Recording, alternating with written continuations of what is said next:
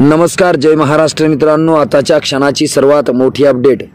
नार्वेकरांनी शिवसेनेचा निकाल दिल्यावर शिंदे ठाकरेंचं काय होणार, काय आहे सविस्तर अपडेट जाणून घेऊया।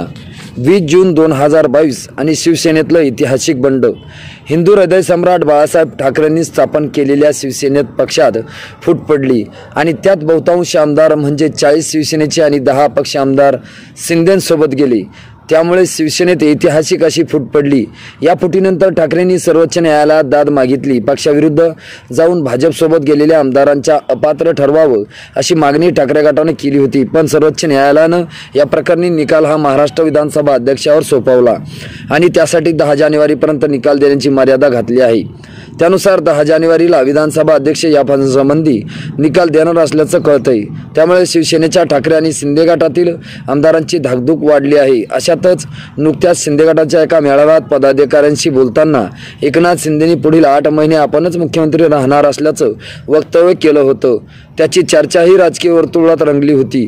त्यामुळे आता नार्वेकर काय निकाल देतात हे पाहणं महत्त्वाचं आहे।